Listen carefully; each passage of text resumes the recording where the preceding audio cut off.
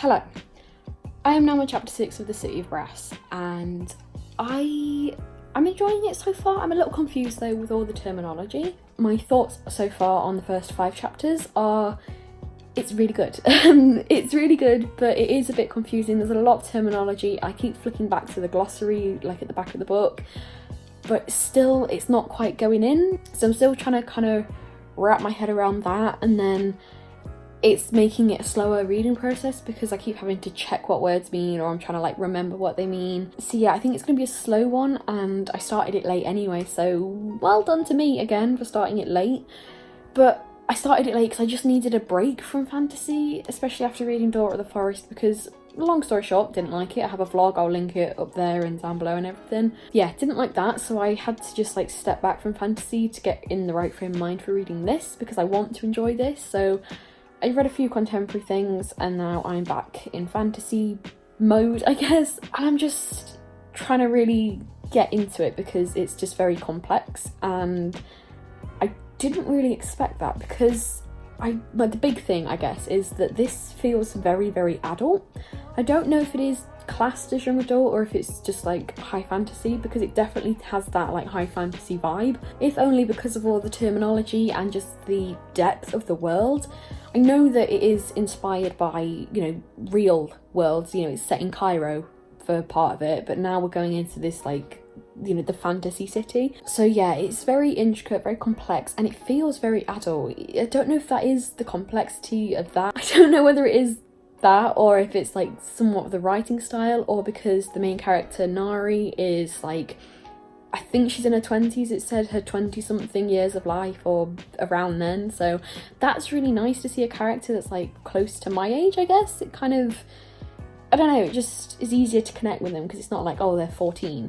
Do you know what I mean? Not that I can connect with her on any other level because I'm not a con woman in like 18th century Egypt and I'm not half Jinn, so you know, it's I don't really know where I was going with that, but yeah, the age thing just makes it easier because we're in the mind of like an adult, I guess. But yeah, it just feels very adult, and I like that. It's different, it's not what I expected, and it just feels like serious, if that makes sense. Yeah, I don't really have anything else to add because, as I said, I'm not that far into it. Nothing has really happened. Well, stuff has happened, but not so much to like get the plot going. It's very much the beginning. So Nari has summoned this djinn and they are going to like Jinn City.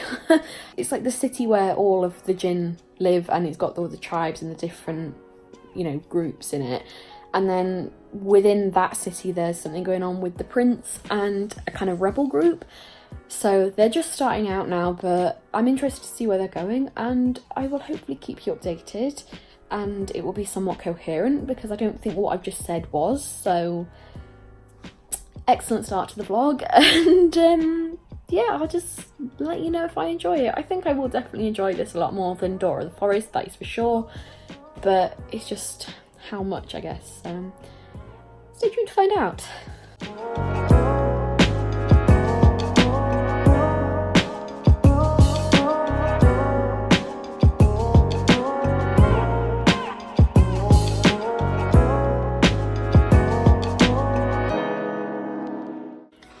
Okay, firstly, please ignore the washing in the background. But another update on City of Brass. So far, I'm coming up to 200 pages. I'm on about chapter 10, I think. So not overly far, but about like, is that like a third, would you say, I guess? It's like the 500-page book, so I guess I am coming up to halfway. So far, I do still feel like it is very much setting up things that are going to happen in the rest of the book, and then book 2 and the rest of the series.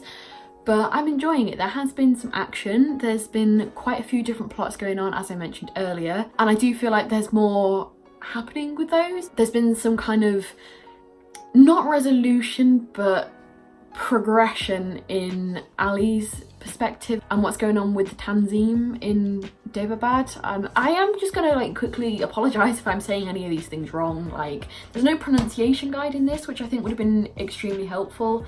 So yeah, I'm just going off how I think they should be said. But yeah, there's stuff going on in Ali's chapters, and then obviously Nari is making her way to Devabad as well. And So far I'm enjoying her chapters more than Ali's. I didn't know this was dual perspective going into it, but so far I am enjoying it. I like both. I just think Nari's is a bit more interesting, probably because in Ali's that's where all the words that I'm still not familiar with and like have to keep checking on are. His has a lot more terminology and it's the royal stuff, so there's a lot of intrigue and, you know, all that kind of royalty stuff going on, so I'm still getting into that, but I am enjoying it so far. The one thing that I'm a bit like, oh, really about is, you guessed it, the romance that seems to be brewing between Nari and Dara. Although there has just been a kind of vision that they've shared when she was healing him, and he mentioned kind of briefly in this vision a little sister, and like part of me is really hoping that Nari is his sister so that there can't be a romance. And also I just think that would be a plot twist that could happen because we don't know much about her. She doesn't have a family, so I feel like it could go that way, but I'm not very far in, so I don't know what's going to happen. But yeah, just the romance, I'm just like, really, why? And it is quite explicitly stated that there is some kind of like spark between them because she keeps looking at him and he keeps like lingering and touching her for a bit longer than he maybe should, and I'm just like, no, can we please just have a fantasy that doesn't have any kind of elements of romance in it, because I don't care for that. I'm here for the swords and the action and all the weird creatures that we don't have in this like real world. So yeah, that's how I'm feeling about it so far, but I'm just going to take a bit of a break from it because the chapters aren't long, but they're kind of long, if that makes sense. Like, they're about 20 pages each, I'm finding, and they're fine to get through, but because of all the terminology that I'm not familiar with yet, they are taking me longer to get through, and that's kind of making me want to read it in like bits rather than just sit down and read 50 pages all in one go. So I'm going to take a bit of a break now. I'm actually going to do a TBR spread thing for the book junkie trials that I've decided to take part in. That's happening in July. It's all on Twitter, I'll leave a link to it down below, but I've seen a lot of people on Twitter like drawing out spreads for their TBR and everything in their bullet journals, and I haven't been using mine this month, but I do kind of want to get back into that in July. I said this the other month as well, but I don't know, I'm just kind of falling out of love with bullet journaling, so I think I'm just gonna do a spread for that, have a look at what other people on Twitter have done and be inspired. Yeah, take a break from reading, do that, watch a bit more of Orange is the New Black because I'm rewatching that for the new series. And then later tonight, boyfriend and I will hopefully be cooking if we can find a recipe that we're both happy on. So yeah, probably not going to get a lot more reading done today, but next time I do, I will update you. But so far, yeah, I'm enjoying it. I just need a bit of a break because, like I have said, I do really want to enjoy this. I am enjoying it, but I don't want to like force myself to read it and then end up not enjoying it because I've still got quite a bit of book left. So I'd like to savour it and enjoy it. So I'm just going to take my time and know when I need to stop. So for right now, we're going to break.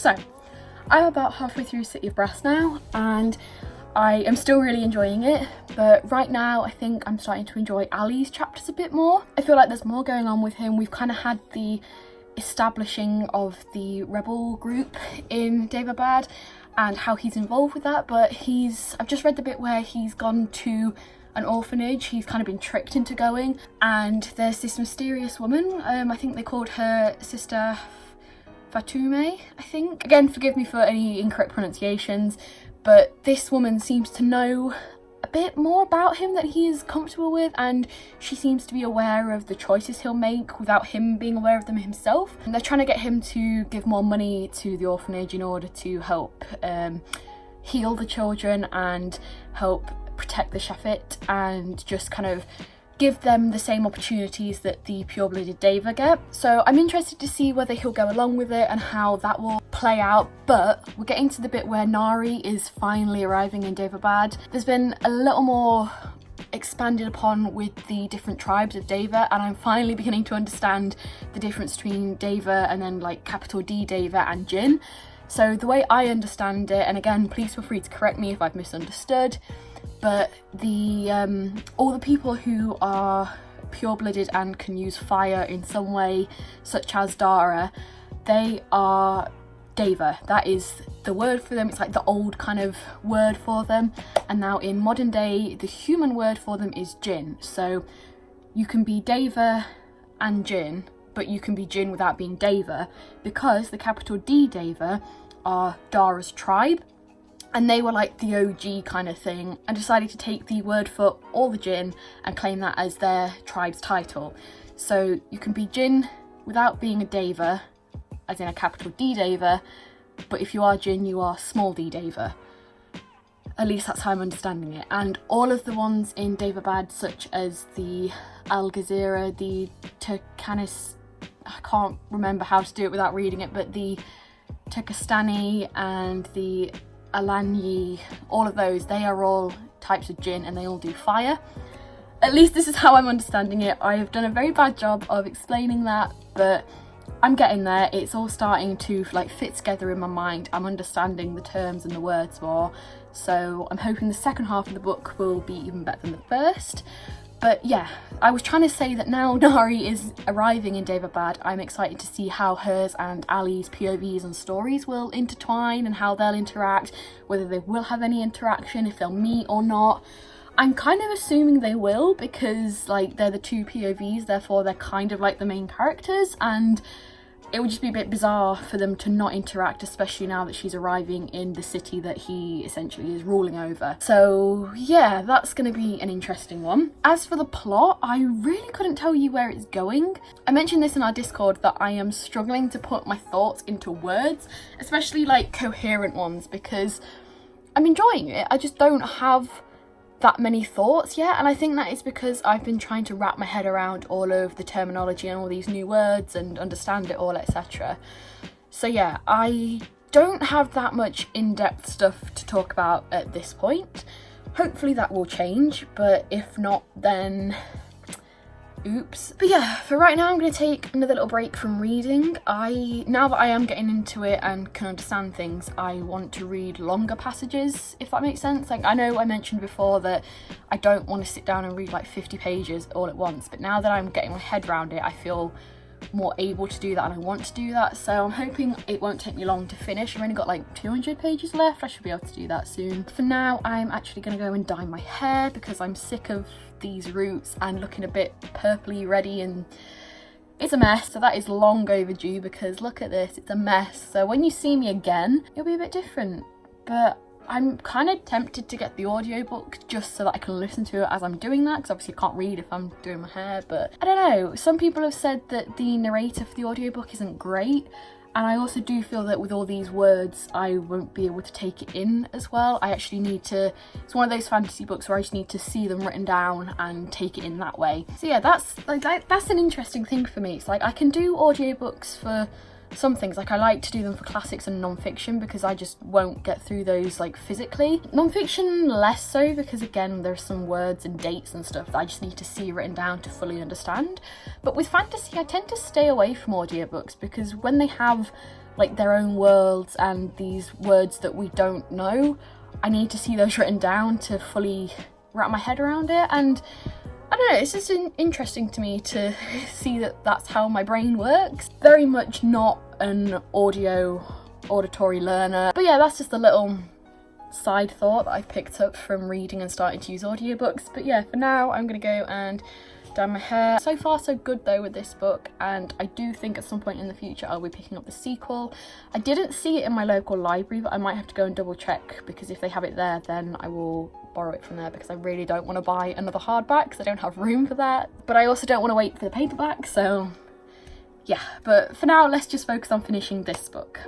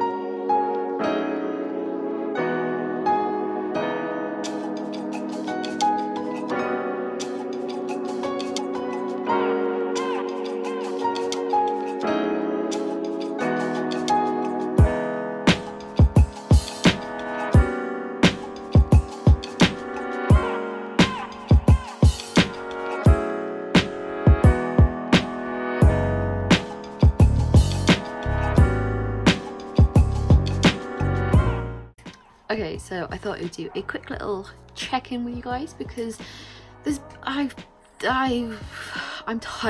I have done a lot since I last checked in.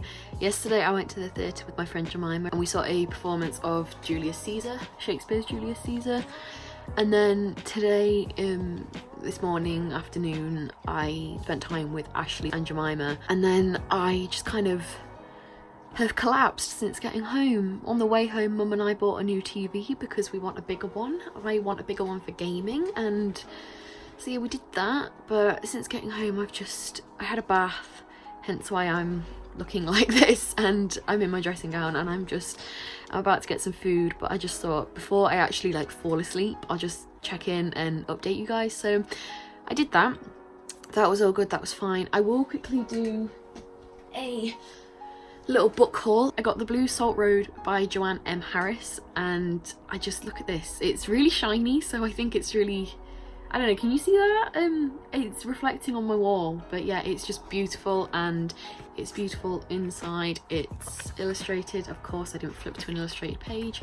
There we go. I've never seen this book out there in shops before, so when I saw it today, I had to get it. But that is, I think it's a collection of short stories. If not, it's just a very short book based on the child ballads from Scotland, and I think specifically the Isle of Skye. I can't remember off the top of my head. There's another book very like that also focuses on the child ballads, and it fits in with the whole myth take thing because it is a bit of a retelling of the Scottish folklore and stuff, and this one particularly focuses on stuff like selkies and other water creatures. Off the top of my head, like I said, I'm very tired, I can't remember any of those. So yeah, I got that book and I just thought I'd mention it because it's myth takey. Also, on the thing of myth take, we have released our master list. I teased it earlier in this vlog and we've kind of mentioned it before in previous videos, but it is now live. There is a link for it on the Myth Take Twitter account, which I will leave a link down below, and I'll just leave a link to the actual master list down below as well, so if you want to check it out you can.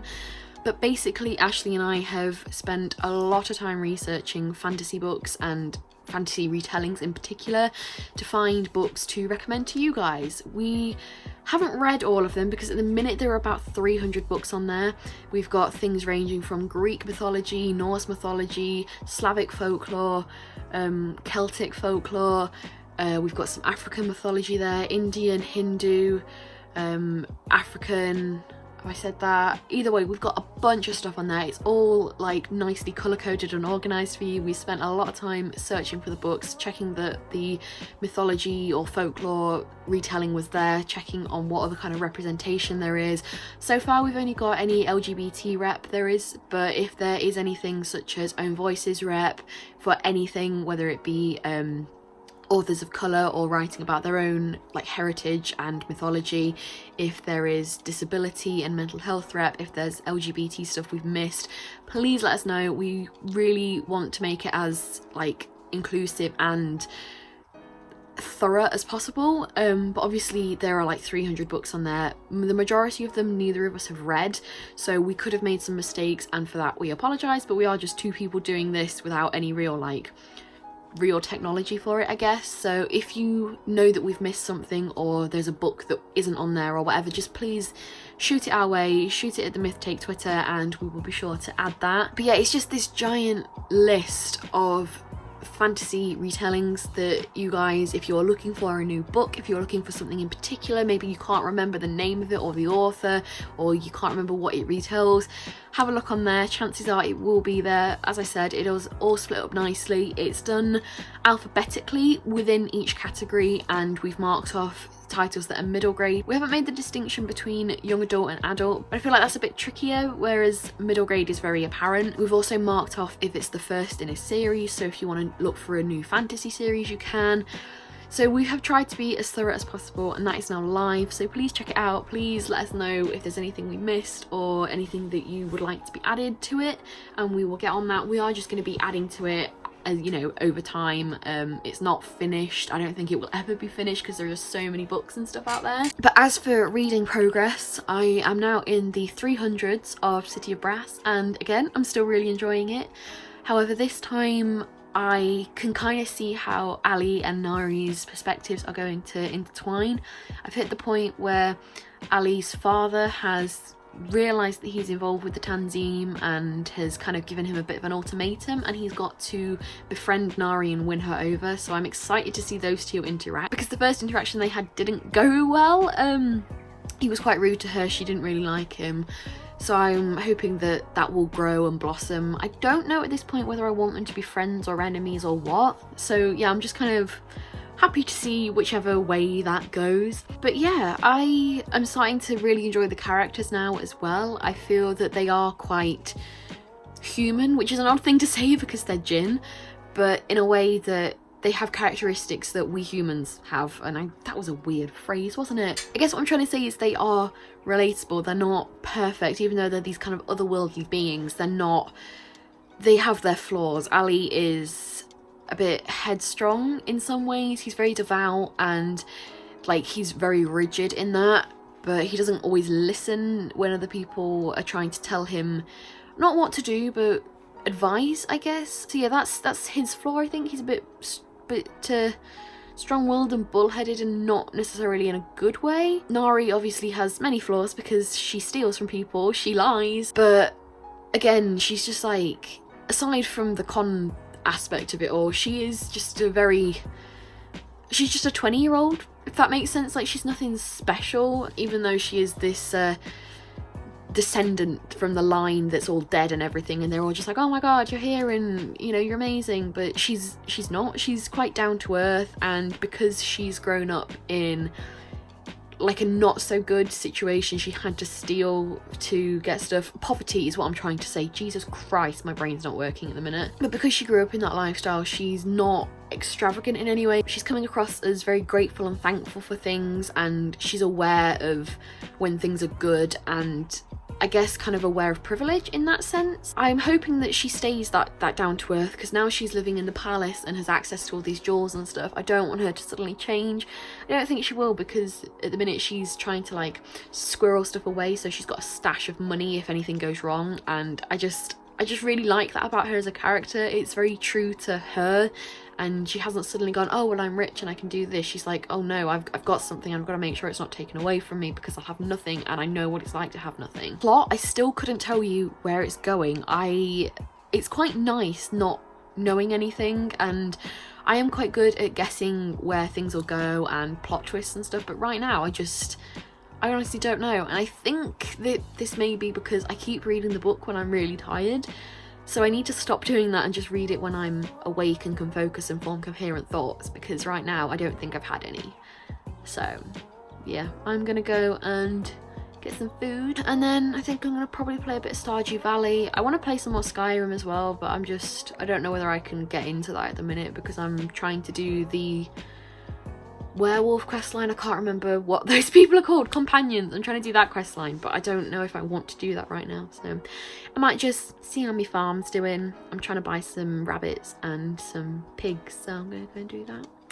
If you want to see some Stardew Valley content from me, please let me know. I'll be more than happy to share my little farm with you. I'm quite proud of how it's coming along. I realise a lot of you probably don't care. I'll see you guys later.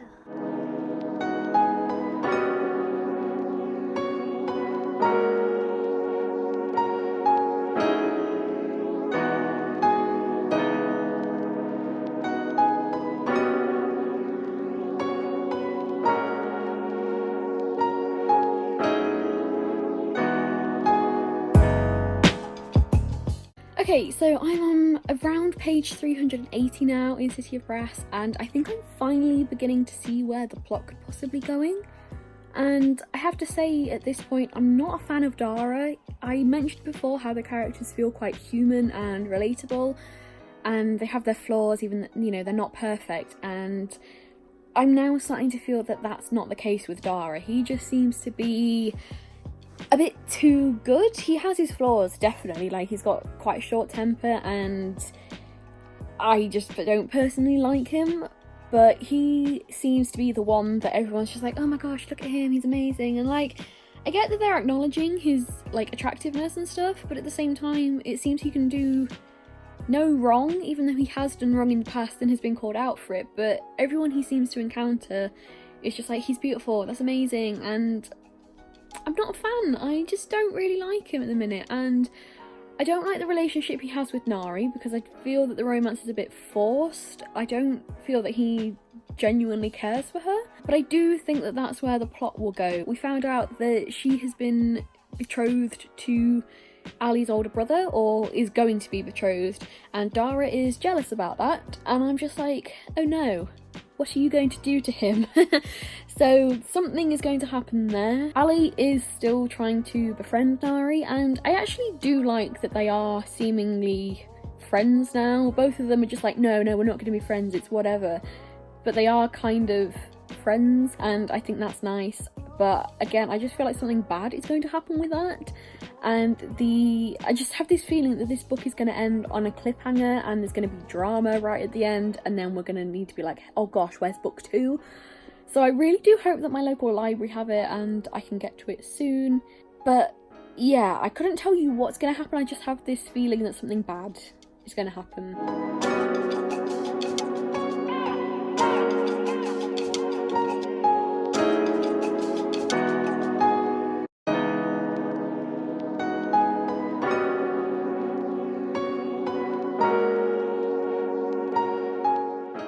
So I have literally just this second finished reading City of Brass, and I just need a moment to like digest it and discuss it, and I don't even care that the lighting here is awful. I just need to get my thoughts out. So this part of the vlog is going to be spoiler heavy, and if that bothers you, then you know, sorry, but I need to discuss this. But yeah, if spoilers do bother you, then goodbye. I will be spoilery till the end. But if you don't care, then let's just dissect the last like 150 pages or so. So before I get into my feelings of the ending, I'm gonna have to do this chronologically of what happened, otherwise I'll just be all over the place and not making any sense. Well, not that I've been making sense anyway. But let's start with Nari learning to use her Nahid powers. Was anyone actually going to teach her? I know Nisreen said that the king didn't want to teach her and wanted to keep her weak because he was scared. And like, I get that completely. I don't agree with it, but I get it. He has to protect his family and his people and his rule. But I will say that it was really frustrating that nobody was teaching Nari, and they were just kind of like, you need to do this, you need to do this, you should know how to do it. Like, no, she's been living as a human in Egypt, and now you've just thrown her into this world of jinn and expect her to do all this stuff when, like, a few months ago she didn't know who she was. So I'm really frustrated, but then I'm also really frustrated with Nari for not wanting to learn. She just seemed very stubborn and very anti it, and I'm just like, you wanted to be a healer, and yes, okay, it's not at one of the like academies or colleges in Istanbul, but it's something, and you're healing and you can make a difference and care for people. So why aren't you seizing that? Why aren't you taking that all in? Just because you don't believe in magic, you've been thrust into a world that is nothing but magic. Surely that is enough to make you realise that, oh shit, magic is real. But that all being said, I do like how her abilities kind of turned on her. At the beginning, they are kind of like a blessing for her, and you know, she just heals. It's like, oh whatever, she doesn't feel pain. But then that suddenly is not good for her, because she has this ability and can do all this. People are starting to treat her differently, they're expecting different things of her, and it just kind of goes back to bite her in the arse a little bit. And I did like that kind of duality and like the cyclical nature of that. So yeah, I appreciated that, even if I was very frustrated with how the whole healing thing was handled. And now we're moving on to the boys in this book. I am not a fan of Dari Yavahush. I don't like him. I mentioned before that there was something about him that I'm just like, nah, I'm not buying that. And after finishing this, I'm just like, yeah, no, I don't like him. And I also don't like the relationship he had with Nari. I don't think it was genuine or organic. I just felt that she was very much like, oh, he's pretty, I love him. Like, no, and it's hard to put into words because I feel like he made her weak. She's not a weak character by any means, but I feel like when it comes to Dara, she was very weak. She was very quick to push aside any negatives people had said. When the king and everybody was trying to say, oh no, he's not, you know, he's not a nice person, she was just like, oh, you would say that, you're enemies. But she also wasn't hearing it out, and I do understand that, because you don't want to hear bad things about the people that you care for. But at the same time, I felt that her devotion to him was very based on nothing, and I don't know, it just felt like she was bending over backwards for him, and I'm like, you don't really know him, you don't know anything about him. Okay, you've spent all this time with him, so you know him in that sense, but you don't know him. He hasn't shared any of his information from the past with you, and that to me is like a huge red flag. So I'm just like, nah, not a fan, not buying it. Yeah. But then Ali, on the other hand, who I was kind of indifferent to, I was like, yeah, okay, he's a nice person, good character, whatever, but I didn't care. When he was tasked with befriending Nari, I felt that his affection, be it romantic or just platonic, was very genuine, and that it developed organically, and that they actually had time to develop, and that even though Dara and Nari had time, it didn't develop in the same way, whereas Ali and Nari, it actually did. It was given proper development. They were spending time together and doing things. He was learning Arabic, he was teaching her economics. They had a connection in that. It wasn't just a, oh my god, you've saved my life and you're so pretty type thing. It was like a slow burn friendship, I guess. But then that kind of brings us to the ending of this book with Dara, Nari and Ali.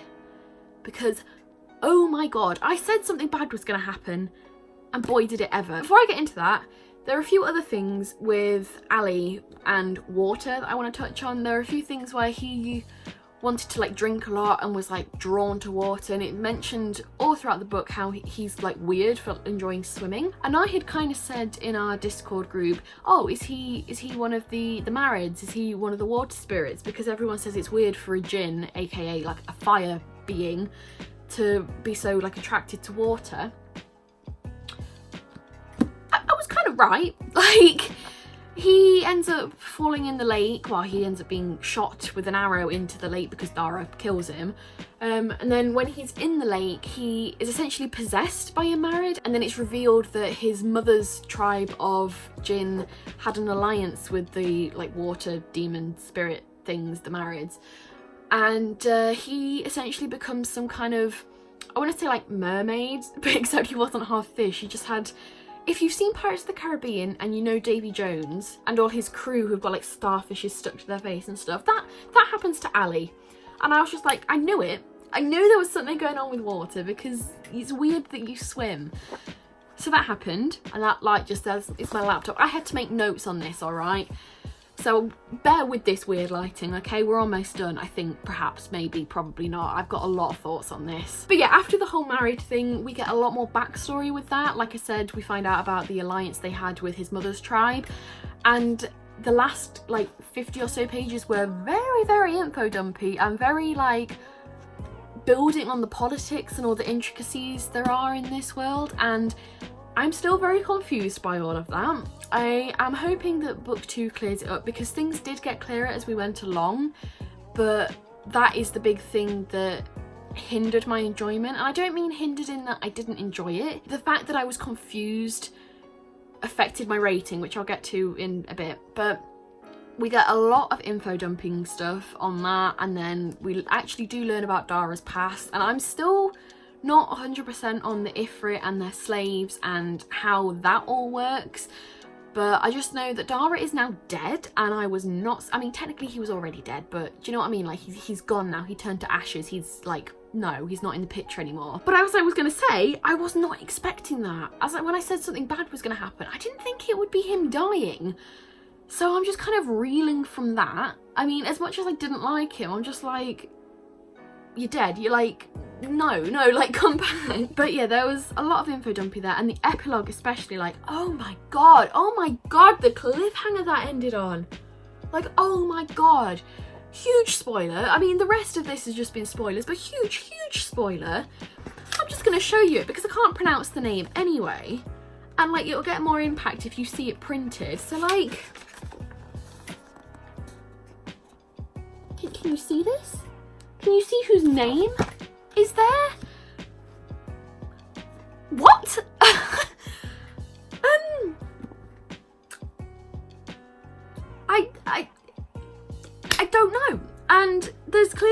going on with Jamshid, and there's another thing going on with that. Oh god, this is all over the place. I'm so sorry, but my mind's going a mile a minute. I think Jamshid is also Narid.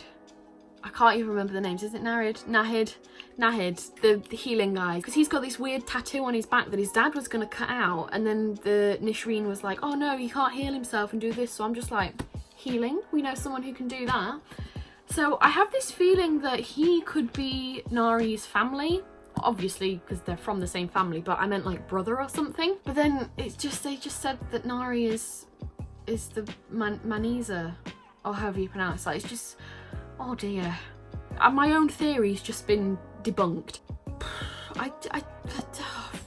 The last 50 pages in this have just like ruined me. But another thing with Jamshid is his relationship with Muntandir.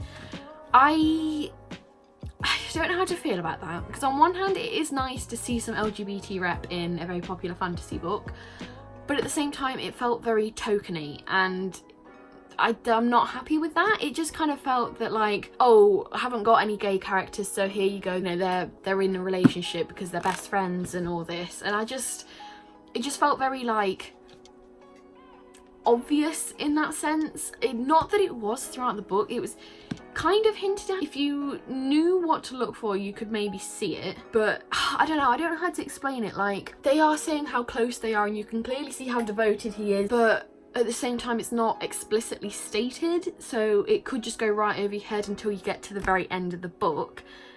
And that's where my big issue is, the fact that it was pushed right to the end of the book and waited, and it wasn't just mentioned and okay. So yeah, that's I'm not a fan of that, but overall I did really like this book. Really like is an understatement. I really bloody enjoyed it actually, and I'm glad that I did. I thought I would, but yeah, no, that was good, and I probably missed out a lot of stuff that I wanted to touch on, but those were the main points that I had to get off my chest. And I think I'll be rating this 4 stars because it was just a confusion that really hindered my ability to give it 5, because there were a lot of points in this when I was just going, wait, what? Had it just been like a one-off, it would have been a full 5 out of 5, but it was like a consistent confusion. Yeah, I am hoping, like I said, that is cleared up in book 2, because now I definitely have to read book 2 because that cliffhanger. I have rambled enough just now. This vlog is long enough. This book, I don't know what else to say, so I'm just going to end here before it all goes to pot. I hope you enjoyed this video. If you have read City of Brass, please let me know your thoughts on it, and I will see you next time with another video. Bye. Dear me.